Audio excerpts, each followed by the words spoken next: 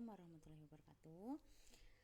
Apa kabar semuanya? Pada kesempatan kali ini saya akan memberikan kisi-kisi dan beberapa contoh latihan soal untuk melaksanakan ujian akhir semester mata kuliah manajemen operasi. Jadi untuk UAS manajemen operasi kita akan melaksanakan 3 CPMK atau untuk menilai 3 CPMK. CPMK 2, CPMK 3, dan CPMK 4. CPMK 2 yaitu mengenai tentang materi tentang perencanaan agregat, strategi, dan juga biaya. CPMK 3 mengenai SCM dan inventory forecasting, EOQ, dan ROP. CPMK 4 yaitu mengenai Lean and Quality Six Sigma dan juga Just in Time atau JIT. Jadi teman-teman di pertemuan-pertemuan sebelumnya saya sudah meminta mencari materi gitu, mencatat seperti itu tentang materi-materi yang nantinya akan kita ujikan. Jadi bisa dipelajari kembali dan juga disimak apa yang akan saya jelaskan. Pertama kita akan mencoba meresum mengenai materi-materi yang untuk menilai di CPMK 2 yaitu menganalisis perencanaan kapasitas dan strategi produksi. Apa sih konsep inti dari agregat planning? Nah, jadi di CPMK 2 tadi ada materi topik tentang agregat planning. Apa sih konsep intinya? Yaitu tujuan dari agregat planning adalah menyeimbangkan kapasitas dan permintaan dengan biaya minimum. Umumnya untuk kapasitas dan permintaan ini dilakukan selama 3 bulanan sampai dengan 18 bulanan. Di agregat planning ada 2 strategi, ada strategi level dan strategi cash atau cash strategi. Level strategi adalah produksi atau tenaga kerja yang stabil, menggunakan persediaan untuk menyerap fluktuasi, cocok jika biaya penyimpanannya rendah. Sedangkan cash strategi yaitu produksi mengikuti permintaan. Jadi suatu perusahaan akan memproduksi produknya itu sesuai dengan permintaan pasar, menggunakan lembur atau PHK, dan cocok untuk barang mudah rusak atau biaya simpan yang tinggi. Jadi jika level strategi tadi perusahaan itu sudah memproduksi sesuatu itu sesuai dengan jadwal mereka, dengan kapasitas mereka, seperti itu. Lalu mereka memiliki persediaan. Sedangkan kalau cash strategi itu mereka mengikuti permintaan dari pasar. Jadi misalnya kapasitas produksi mereka 800, tapi jika permintaan pasarnya 1000, maka mereka akan melakukan lembur untuk memenuhi 200 unitnya tadi. Yang tadi kan 800 regulernya, lalu permintaan pasar 1000 maka kurang 200, maka 200 ini dikerjakan dengan lembur. Atau sebaliknya, jika mereka 800 tapi permintaan pasar hanya 600, berarti mereka bisa mem-PHK-kan karyawan karena hanya dibutuhkan 600 unit dari produknya. Lalu biaya utama pada agregat planning itu ada biaya hiring atau firing, biaya rekrutmen tenaga kerja atau biaya PHK, itu, dan juga ada biaya holding atau biaya simpan, dan biaya shortage atau biaya kekurangan.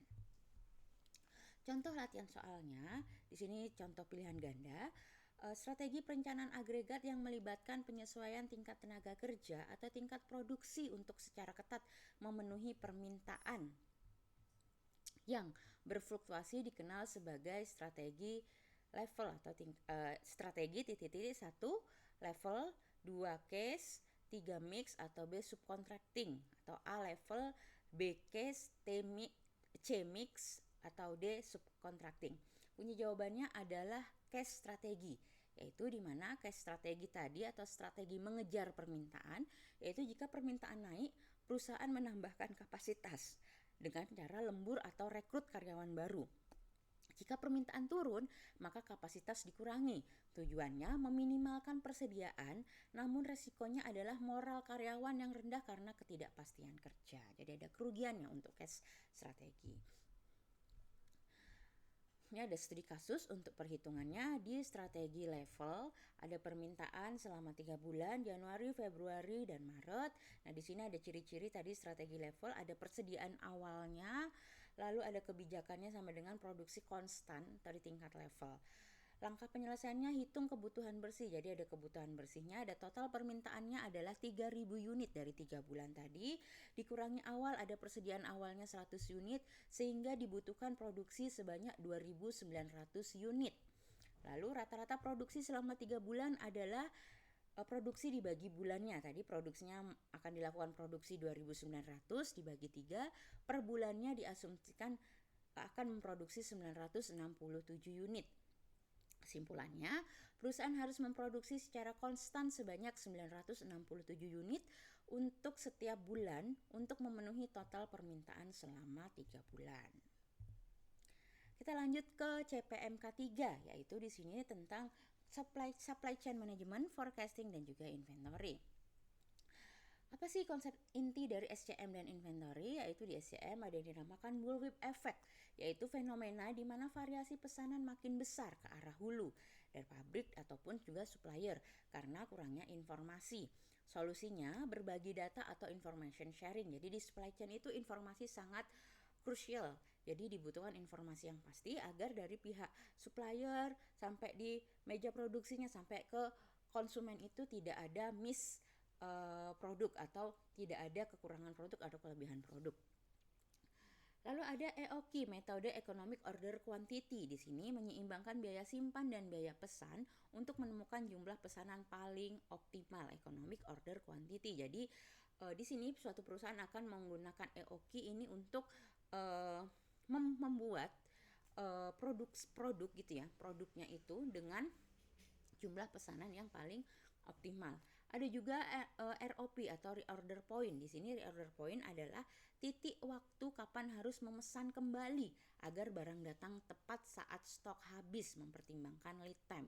Jadi kalau ada bahan bakunya itu kita harus menghitung reorder point-nya, kapan sih kita harus pesan kembali. Jadi agar tidak sampai bahan baku di gudang ini atau di perusahaan tersebut itu kosong, sehingga kalau kosong nanti akan mempengaruhi waktu produksinya bisa terhenti. Jadi tidak sampai kosong, misalnya barang itu di gudang harus minimal ada 2. Pada saat sudah 2 unit, sisa 2 unit, maka perusahaan harus melakukan reorder point atau pemesanan kembali, sehingga tidak sempat ada kekosongan barang spare atau spare part di dalam gudang perusahaan tersebut. Latihan soalnya di sini misalnya model persediaan kuantitas pesanan ekonomi atau economic order quantity tadi berusaha meminimalkan total biaya yang terdiri dari titik-titik A. Biaya tenaga kerja dan material, B. Biaya penyimpanan dan pemasaran, C. Biaya penyimpanan dan pemesanan, D. Biaya back order dan pelatihan. Jawabannya adalah C. EOQ itu berusaha meminimalkan total biaya yang terdiri dari biaya penyimpanan dan biaya pemesanan.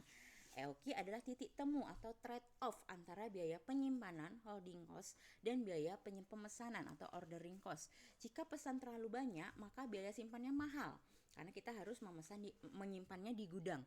Jika pesan terlalu sedikit, biaya pesannya mahal karena biasanya kalau kita memesan 2 unit dengan 100 unit itu maka biaya pesannya pasti lebih murah yang 100 unit seperti itu. Ini ada contoh perhitungan EOQ-nya. Di sini ada permintaan atau demand-nya 10.000 unit per tahun.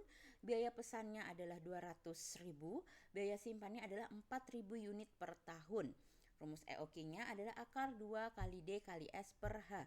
Lalu kita hitung. Di sini yang sudah diketahui adalah D-nya 10.000, S-nya 200.000 dan H-nya adalah 4.000. Sehingga kuantitinya adalah 1.000 unit. Maka jumlah pesanan paling ekonomis adalah 1.000 unit setiap kali pesan. Lanjut ke CPM keempat, di sini tentang Lean Manufacturing, Quality dan juga Continuous Improvement. Konsepnya untuk Lean and Six Sigma, untuk Lean Manufacturing fokus pada eliminasi waste atau pemborosan seperti itu, seperti overproduction, wasting dan defect untuk menciptakan nilai bagi pelanggan. Prinsip dari just in time yaitu produksi hanya saat dibutuhkan, sistem tarik atau pull system untuk mencapai zero inventory. Jadi tidak ada persediaan untuk just in time.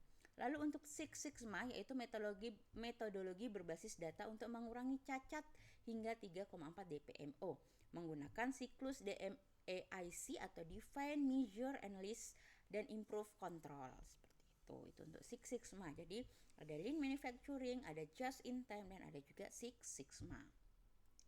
Contoh soalnya, manakah dari berikut ini yang bukan merupakan salah satu dari 7 jenis waste utama dalam Lean?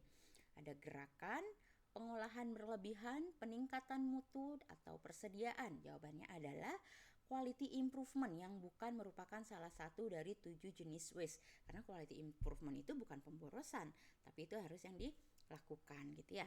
Adalah tujuan yang diinginkan. Quality improvement itu adalah suatu perusahaan harus melakukan terus quality improvement, mengimprove kualitas dari produknya, dari manajemennya, dan lain sebagainya. Sehingga dia merupakan bukan jenis pemborosan. Pemborosan atau waste itu meliputi transport, inventory, motion, waiting, production, overprocessing, dan juga defect. Ini yang harus dikurangi. Jadi waste itu adalah sesuatu yang harus dikurangi, bahkan dihilangkan. Transport misalnya, pengiriman dari gudang ke konsumen akhir itu terlalu jauh, maka gimana sih caranya biar pengirimannya tidak jauh sehingga biaya transportnya itu rendah, maka gudangnya digeser mendekati konsumen. Inventory tadi, persediaan itu tidak boleh terlalu banyak di dalam gudang karena nanti bisa meningkatkan biaya simpan, meningkatkan barangnya bisa rusak dan lain sebagainya. Motion, gerak-gerakan di dalam proses produksi itu tidak boleh terlalu banyak, tidak boleh pemborosan. Lalu waiting, konsumen tidak boleh terlalu lama menunggu barang itu sampai di dia gitu ya. Jadi barang itu harus cepat sampai di konsumen. Overproduction, produksi yang terlalu banyak juga tidak boleh karena nanti akan dia disimpan, kembali lagi disimpan, dan kembali lagi ada biaya simpan yang tinggi.